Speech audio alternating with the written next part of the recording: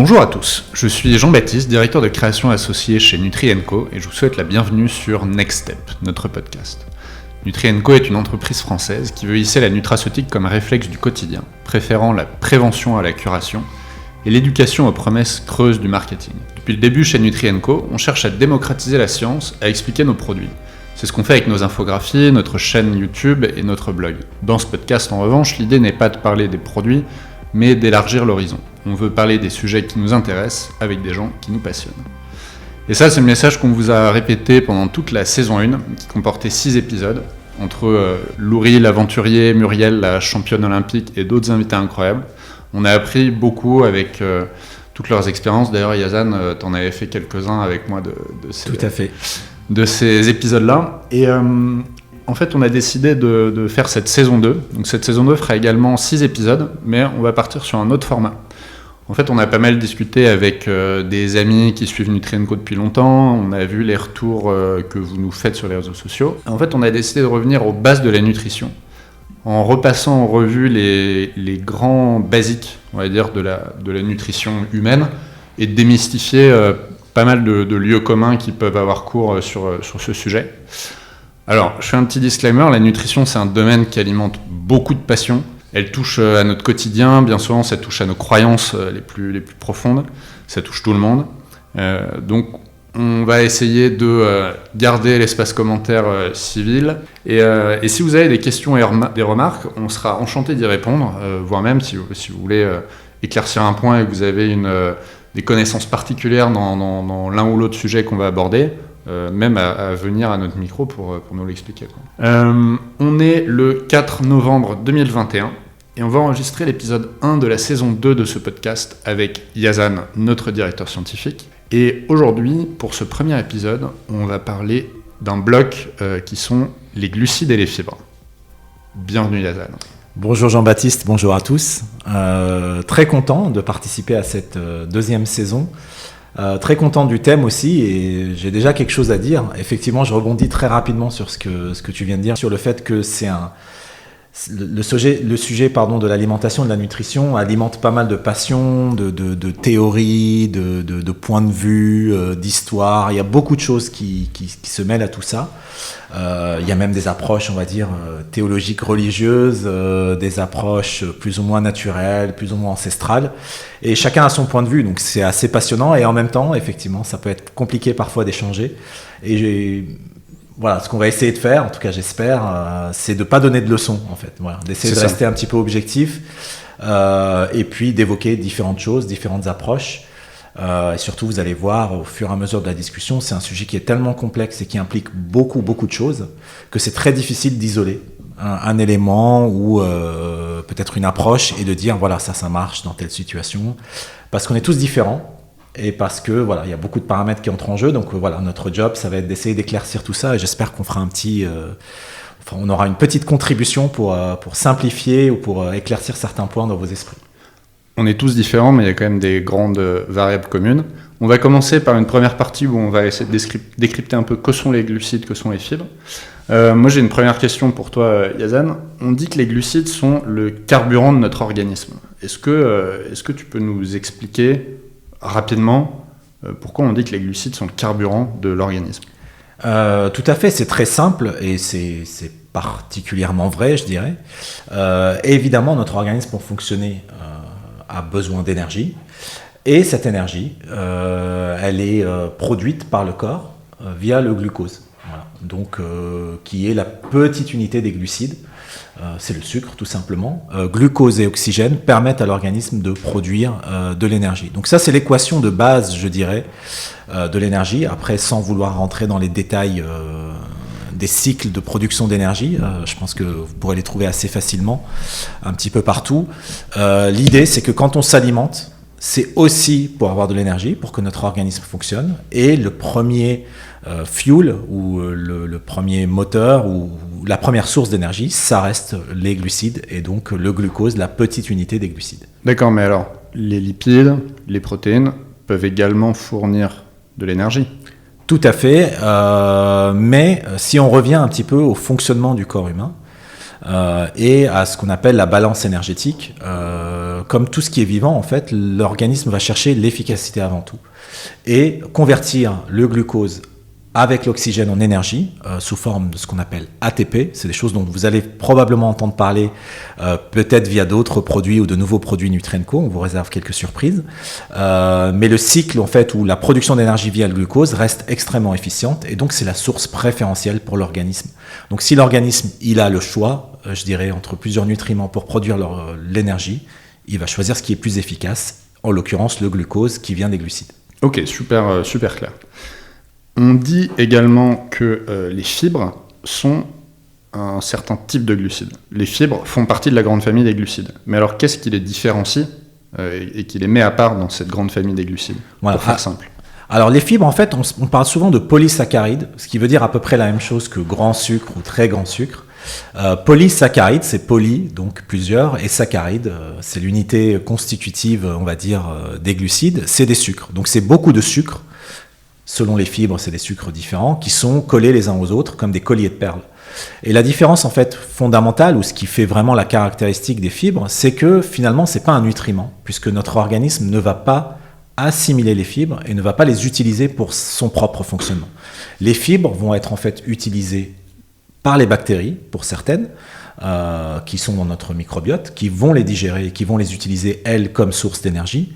Et il y a d'autres fibres qui ne font que rentrer et sortir, entre guillemets, et qui vont avoir une espèce d'action mécanique sur notre digestion. Mais ce n'est pas un nutriment, ce n'est pas une source d'énergie pour l'être humain. Donc du coup, ce qui différencie les fibres des glucides, c'est leur utilisation par l'organisme ? Tout à fait. Et ce qui est intéressant avec les fibres, c'est que bizarrement, on sait aujourd'hui que consommer des fibres donne de l'énergie. C'est ça qui est un petit peu paradoxal, puisque c'est pas un mécanisme de production d'énergie, je dirais, direct qui est dû à l'organisme, mais via l'action des bactéries, on va favoriser la production d'ATP, qui est un petit peu l'unité énergétique, on va dire, pour simplifier, de l'organisme. Et en fait, manger des fibres, c'est très intéressant du coup, puisque ça permet de produire de l'énergie, mais il y a 0 calorie. Voilà, c'est assez extraordinaire, mais on peut remercier encore une fois le microbiote pour sa contribution, je dirais, au fonctionnement de notre organisme. Très intéressant. J'ai une autre question qui peut paraître un peu sémantique, mais glucides et sucre, c'est la même chose ? Alors, généralement, si on dit sucre avec un S, il y en a certains qui vont considérer que c'est des glucides. Pour simplifier, disons que le sucre, ça reste un peu le sucre de base, quoi. C'est le glucose, le sucre de table. C'est des petits sucres raffinés qui sont utilisables directement par l'organisme. Glucides, c'est une famille un petit peu plus large qui va englober des sucres un petit peu plus complexes que le corps va devoir un petit peu casser en petits morceaux avant de pouvoir les utiliser comme source d'énergie. Très clair. Est-ce que tu peux nous dire ce que c'est que l'indice glycémique et par là même, qu'est-ce que c'est qu'un pic glycémique ? Oui, alors ça c'est des choses dont on entend beaucoup parler. En fait, c'est une façon de mesurer l'impact du glucide ou de l'aliment, pour être plus exact, sur le taux de glucose dans le sang. Voilà. Donc si je prends une cuillère à café, pour être sage, de sucre, ça va augmenter le taux de glucose dans mon sang, et donc ça va générer, on va dire, un indice glycémique de référence qui va me permettre de dire, comparé à tel ou tel aliment, le sucre va plus élever le glucose dans mon sang. Le pic glycémique, c'est évidemment l'arrivée de ce sucre dans le sang. Alors on l'utilise beaucoup aujourd'hui pour diaboliser un petit peu certains aliments ou certains sucres, mais en vrai, techniquement, c'est surtout un marqueur ou une façon de dire que voilà, on va sécréter de l'insuline qui va se charger de ramasser le sucre entre guillemets dans le sang et d'ouvrir les cellules comme une clé pour faire rentrer le sucre pour que les cellules puissent produire de l'énergie. D'accord. Donc voilà, tu parles d'indice glycémique, il y a des gens qui parlent de charge glycémique. Ça c'est un terme qui est un petit peu plus intéressant à mon avis, puisque là il prend en compte la portion. C'est-à-dire que là en fait c'est évidemment on peut parler d'indice glycémique élevé pour un fruit qui contient pas mal de sucre, mais quand vous mangez 1 kilo de pastèque, ça c'est vraiment si vous aimez la pastèque, il y a beaucoup d'eau dans ce kilo. Donc de parler en charge glycémique qui est ramenée, on va dire, à la taille de la portion ou à la masse de la portion, ça paraît être aujourd'hui plus efficace, et de plus en plus on voit des comparatifs de charge glycémique plus que l'indice glycémique. Ce que tu veux dire, peut-être pour simplifier pour les auditeurs, c'est que en fait manger une cuillerée à soupe, on va dire une cuillerée à café, restons raisonnables, de sucre de table blanc, certes c'est pas terrible, mais consommer 200 grammes de pâtes bien cuites, même si l'indice glycémique des deux sont différents, c'est bien pire. Alors, je ne sais pas si c'est pire, il faudra regarder les comparatifs précis, ça dépend des pâtes, etc. Surtout si c'est des pâtes complètes, par exemple, ou pas. Ça se trouve en ligne, ça, c'est oui, tout à fait, j'en ai un sur moi, on pourra regarder. Mais effectivement, la charge glycémique prend en compte la portion. C'est-à-dire, est-ce que finalement mon aliment est concentré en sucre ou pas? Ça, c'est un élément important. Et c'est pas juste... L'indice, c'est vraiment une caractéristique du sucre. Voilà. Alors que la charge va prendre en compte, encore une fois, l'aliment et sa portion. Et puis, selon en fait ce qui accompagne aussi le sucre dans l'aliment, ça on pourra en parler, notamment les fibres, et ben, l'impact sur le taux de glucose dans le sang sera différent. D'accord. Voilà. Et ça c'est très important, puisque la distinction principale aujourd'hui, le changement on va dire d'habitude alimentaire aujourd'hui, vient surtout de là. Quand on mange un biscuit avec du sucre raffiné dedans, c'est complètement différent de manger des céréales dans lesquelles il peut y avoir des sucres, mais si elles sont complètes avec leurs fibres et qu'elles sont peu raffinées, l'impact sur le taux de glucose dans mon sang sera complètement différent. Et c'est pour ça, du coup, si je suis ton raisonnement, c'est pour ça qu'on dit souvent qu'il faut bien mieux manger ses fruits que de se faire du jus de fruits et de consommer le jus qui en est issu. Tout à fait. Alors le jus de fruits, c'est en plus un cas assez particulier. Quand on prend un jus de fruits, on enlève à peu près toutes les fibres, ou en tout cas une très très grande partie des fibres qu'il y a dans le fruit. Aujourd'hui, les détracteurs, je dirais, du fructose, qui n'agit pas directement sur la glycémie, mais qui est impliqué dans les problématiques, on va dire, métaboliques liées à une glycémie trop forte. Sans rentrer dans les détails, il va entretenir certains désordres métaboliques comme le foie un peu trop gras, etc., qui va contribuer aux dégâts faits par une glycémie. Disons que le fructose aujourd'hui est parfois vu comme un poison. Et c'est là où la nature est extrêmement bien faite, et ça on pourra en parler des heures. Le poison qu'il y a dans les fruits est amené par la nature avec son antidote, c'est-à-dire les fibres. Qui vont permettre justement de modérer l'impact néfaste du fructose. Alors, selon les fruits, ça dépend, mais bien sûr, il est toujours préférable de manger un fruit que de boire un jus de fruits. Ça, il n'y a absolument aucun débat là-dessus. Et on peut même se poser en fait la question de l'utilité, on va dire, nutritionnelle d'un jus de fruits. Quand on a des fruits à disposition, voilà, c'est un débat qui se pose de plus en plus. Ça, on fera un épisode, je pense, spécialisé sur... on fera un épisode, je pense, sucre et alcool, pour vraiment faire le focus sur en gros, les bad guys de l'alimentation, tu vois. Oui. Et du coup, je pense que là, on rentrera un peu plus dans les détails de ce que c'est que le fructose, le glucose, le lactose, c'est un sucre également. Tu vois, on rentrera un peu plus dans les détails à ce moment-là. J'aimerais bien t'interroger justement sur quelque chose qu'on a beaucoup entendu. Moi, je l'ai entendu toute ma jeunesse. Sucre rapide, sucre lent. Est-ce que c'est quelque chose qui a encore une réalité aujourd'hui? Je sais qu'on l'entend moins. Oui, en fait c'est très simple et c'est lié à cette histoire d'indice glycémique, c'est-à-dire qu'un sucre rapide va rapidement augmenter le taux de glucose dans le sang. Et pendant longtemps on a cru que ça voudrait dire que finalement c'est une source d'énergie assez rapide et immédiate, alors qu'un sucre lent va plus lentement augmenter la glycémie dans le sang. Et donc, c'est un sucre lent qui va fournir de l'énergie un petit peu plus lentement. En fait, ça reste vrai, parce que factuellement, on va dire, c'est des données mesurées, mesurables, physiologiques, assez claires. Mais est-ce que ça a des implications sur comment je dois me nourrir? Voilà, je pense qu'aujourd'hui, le débat, il est plus sur aliments raffinés ou transformés versus aliments non transformés. Il y a une vraie différence là-dessus, notamment il y a eu beaucoup de discussions aujourd'hui sur le pain. Est-ce qu'il doit être blanc, est-ce qu'il doit être complet, quel est l'impact sur ma santé, sur le long terme, etc. Et c'est là-dessus que les recherches se concentrent aujourd'hui. Après, on ne va pas rentrer dans le détail de la nutrition sportive et du timing de quand est-ce que je prends tel type de sucre, etc. C'est sûr que quand vous avez des problématiques d'hypoglycémie et que vous avez un besoin de sucre, maintenant on sait très bien que quand il y a un manque de sucre dans le sang, prendre un sucre rapide, ça ira beaucoup plus vite. Mais là, on est sur des cas très spécifiques. Ok, ça fait partie des... Alors on aura une deuxième partie également dans ce podcast sur les mythes et les grands mythes liés aux glucides et aux fibres. Mais avant de passer à ça, j'aimerais bien te faire parler un petit peu sur des sources de glucides autres que autres que les classiques pain, pâtes, etc. Donc, j'en ai noté 4, les fruits et les légumes, tout ce qui était légumineuse, les sources de glucides sans gluten, donc tout ce qui va être quinoa, sarrasin, châtaigne, tout ça, les patates douces, tout ça. Et également les céréales complètes, non raffinées, etc. Est-ce que tu peux nous dresser un panorama, en gros, des meilleures sources de glucides pour l'organisme? Alors je vais être très basique, je suis obligé de respecter les données et la science, en tout cas le niveau auquel elle est arrivée aujourd'hui. La clé, elle est dans la variété. En fait, tu as mentionné les bad guys tout à l'heure en parlant du sucre. Effectivement, si on peut pointer du doigt un excès aujourd'hui dans l'alimentation, on va dire générale, occidentale, c'est l'introduction des sucres dits rapides ou raffinés. En gros, le sucre basique qu'on retrouve dans les gâteaux, dans tout ce qui est transformé, qu'on retrouve parfois un petit peu caché dans des plats transformés, des paellas par exemple surgelés dans lesquels vous allez retrouver un peu de sucre, etc.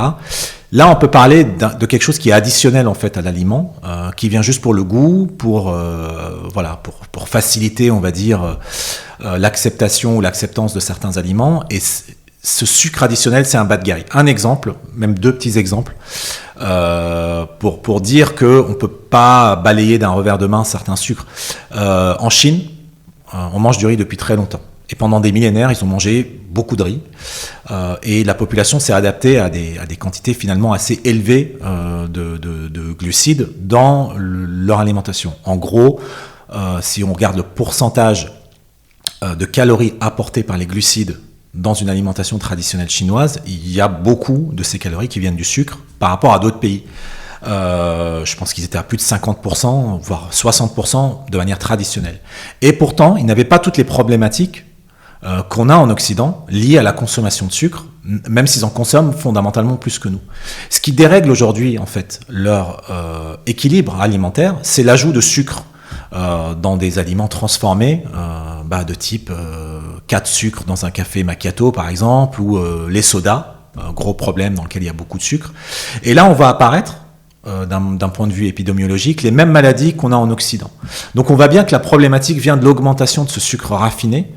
D'ailleurs, il y a des données assez effrayantes aux US, j'ai le graphique là sous les yeux, où si on regarde ce qui était consommé au début du XXe siècle, dans les années 1900, il y avait quasiment 0 calories apportées par le sirop de glucose, par exemple, le sirop de maïs qui est aujourd'hui très présent aux US.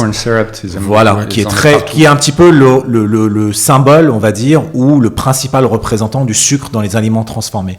On avait à peu près 55-60% de céréales complètes qui apportent les calories dans une alimentation américaine. C'est déjà beaucoup de céréales par rapport à des alimentations traditionnelles beaucoup plus riches en protéines et en gras, notamment je sais pas, par exemple le régime méditerranéen, ou pour être encore plus extrême, les Esquimaux qui mangent quasiment pas de sucre.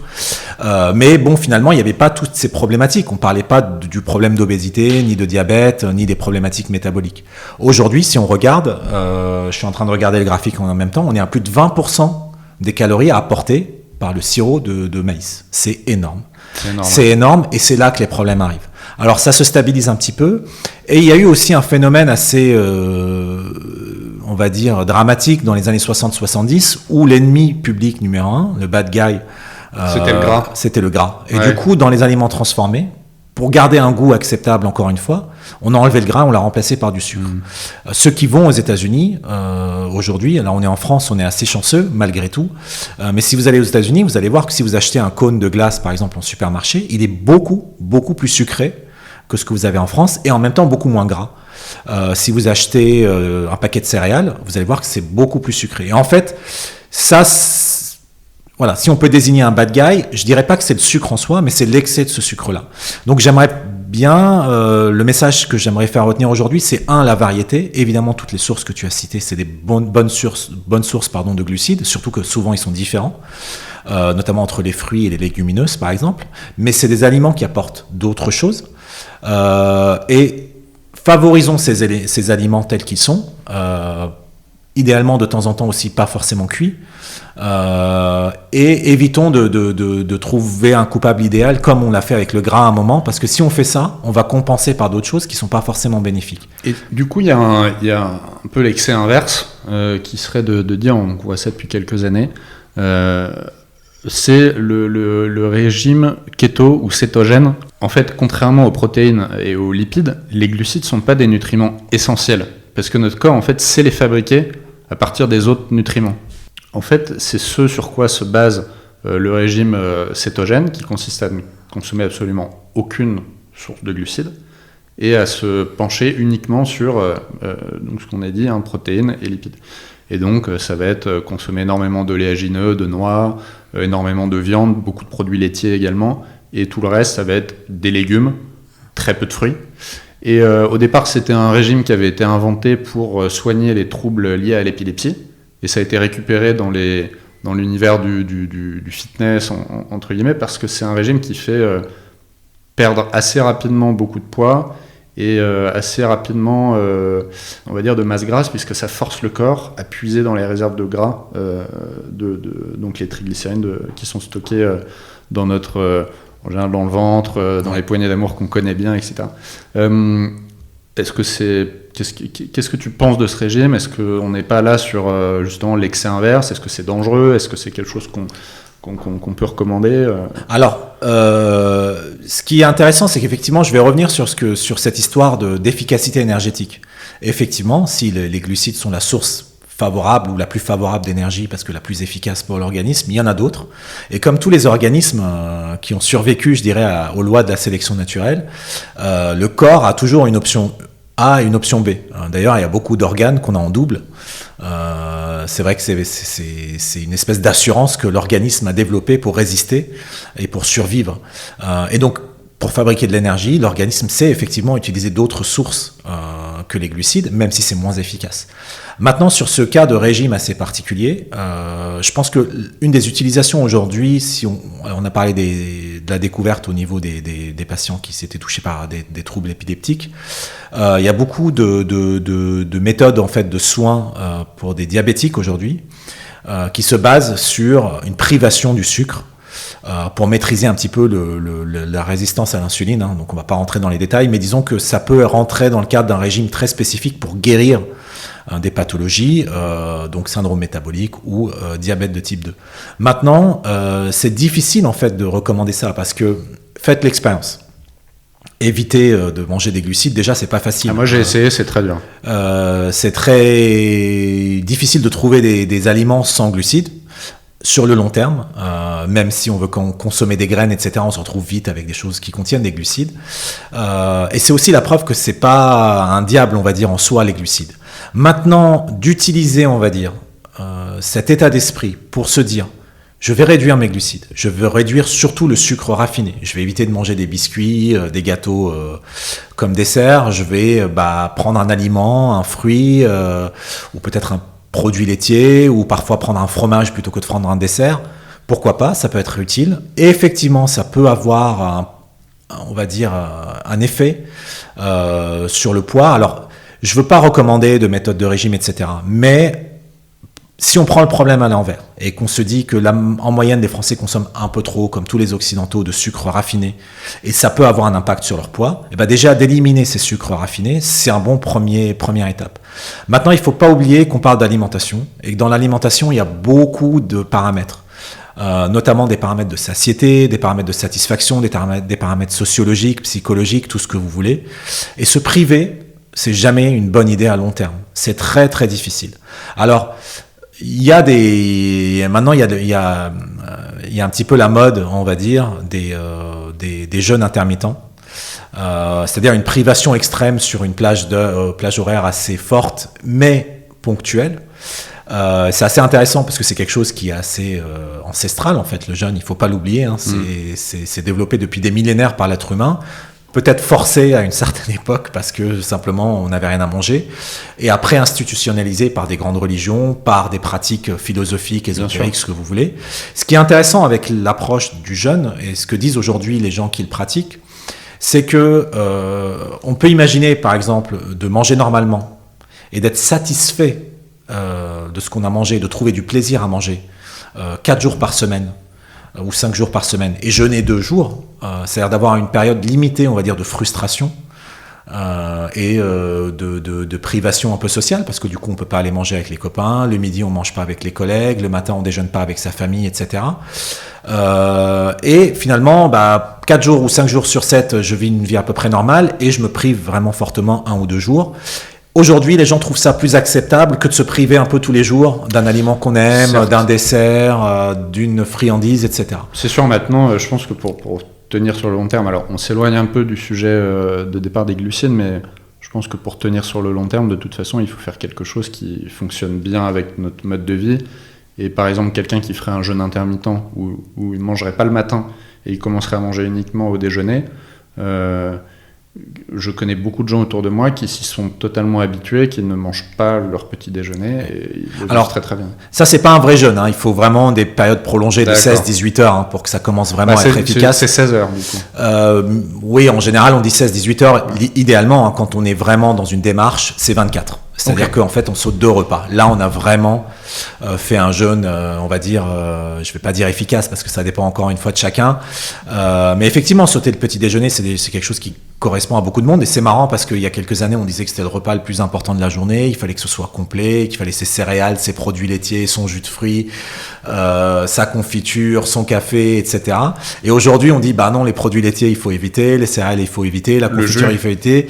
À l'époque c'était des œufs, maintenant il faut des œufs tous les jours, donc vous voyez qu'il faut se méfier un petit peu de ces effets de mode. C'est vrai. Dans ce type de mythe du petit déjeuner comme repas le plus important de la journée, il y en a un qui porte également sur les glucides, qui serait de dire que les glucides le soir, c'est quelque chose qui est vraiment à éviter, parce que selon la théorie consacrée, le fait de manger des glucides le soir, vu que tu ne te dépenses pas, elles vont aller directement se stocker dans le gras, dans le ventre. Alors, je me pose la question, parce qu'on voit des études qui vont dans ce sens-là, on en voit qui vont dans l'autre sens.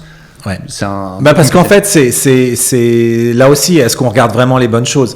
Tout dépend, en fait, c'est une question d'équilibre. Si moi, je fais un stock de glucides ou d'énergie ou de gras ou de tout ce que vous voulez, et que le lendemain, je le dépense, je l'utilise, et que finalement, j'ai une sorte d'équilibre, tout peut très bien se passer. Mais si effectivement, j'ai un régime complètement déséquilibré, en gros, des apports qui sont supérieurs à mes besoins, à mes dépenses, sur le long terme, avec une persistance ou un déséquilibre dans le type d'aliment, là, je vais avoir des problèmes. Même si finalement, je mange équilibré et que de temps en temps, je mange les pâtes le soir, évidemment, ça posera aucun problème. Ce que tu veux dire, c'est que c'est un problème de balance calorique de façon générale qui se lisse sur une année et tu regardes les résultats à la fin de l'année, plus que ponctuellement...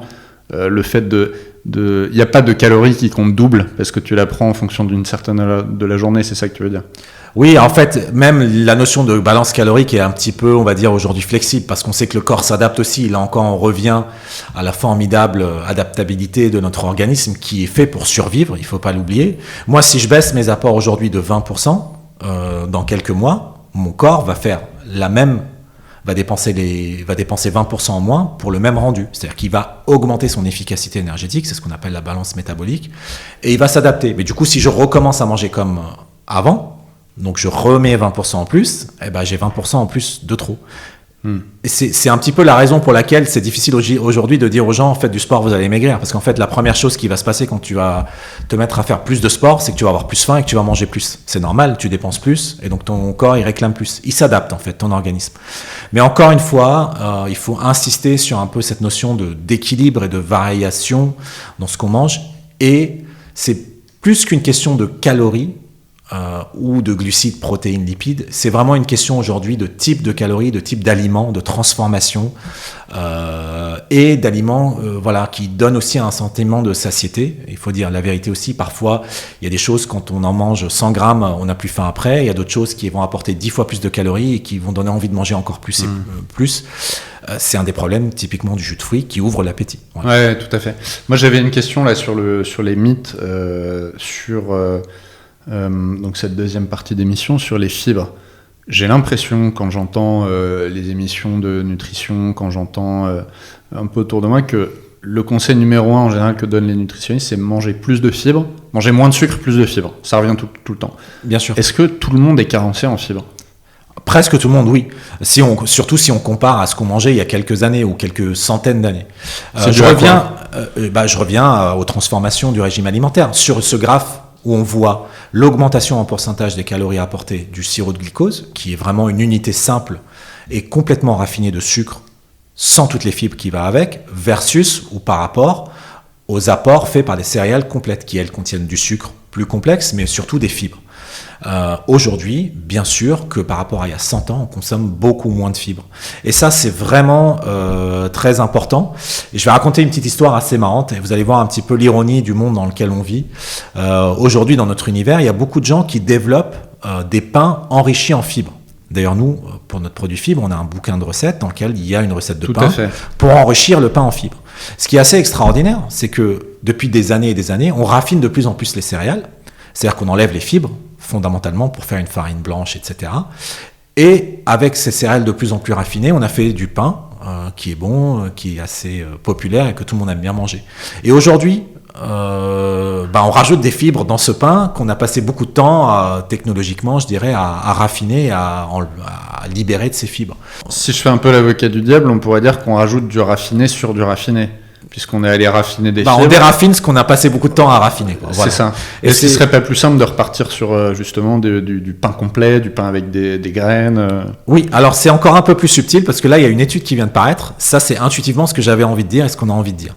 Mais pour montrer un petit peu que la problématique est globale, il y a une étude qui est assez intéressante qui a étudié des gens sur plus de 20 ans, je crois. On pourra vous donner la référence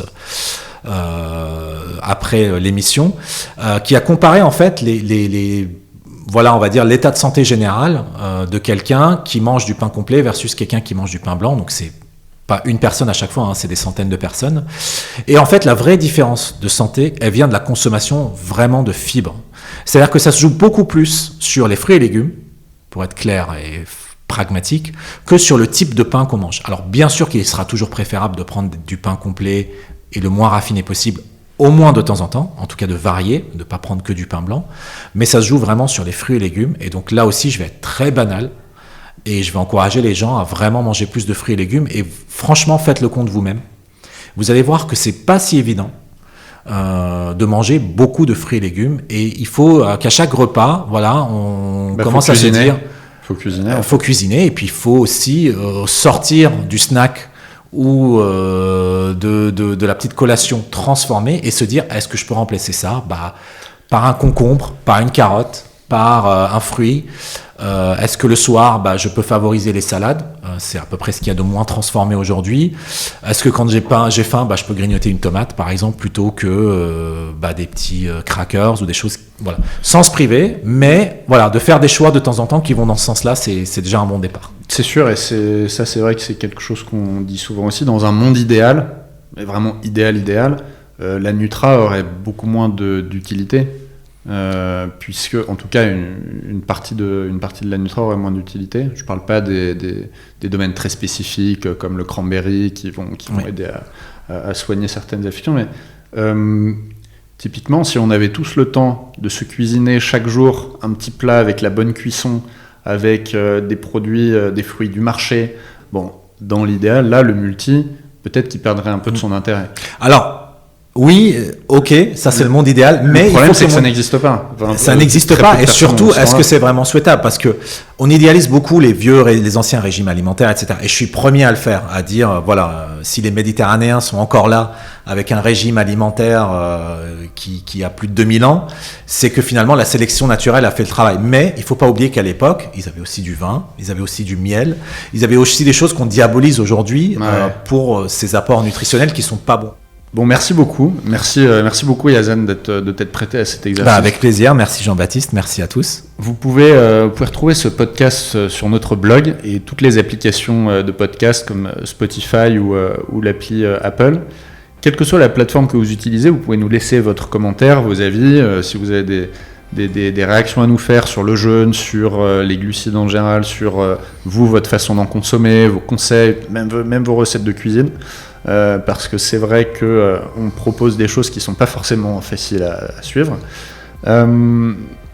Voilà, n'hésitez pas, ça participe à la discussion. On pourra tout à fait se laisser la possibilité dans des futurs podcasts de répondre à des questions liés au podcast précédent, aux épisodes précédents. Le prochain épisode, on le fera sur les lipides. Donc si vous avez des questions, vous pouvez déjà nous les envoyer. Les lipides, c'est un vaste sujet. Donc c'est l'ancien bad guy. Après le nouveau bad guy, c'est un peu l'ancien bad guy de la nutrition. Mais je sais pas, parce qu'on fera aussi un épisode sur vraiment les sucres et l'alcool. Sucre et alcool. Mais là, on va faire quelque chose qui porte sur les lipides. Et il y a vraiment beaucoup de choses à dire. Moi, je suis un grand défenseur du beurre salé. Il y a l'huile d'olive, il y a toutes les graisses monoinsaturées, polyinsaturées, tout ça. Il va falloir qu'on démêle un peu tout ça. Ouais.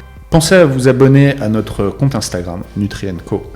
On a également une chaîne YouTube qui commence à prendre un petit peu d'ampleur. On essaie de poster des vidéos dessus régulièrement. Merci à vous. À la prochaine. Merci Jean-Baptiste.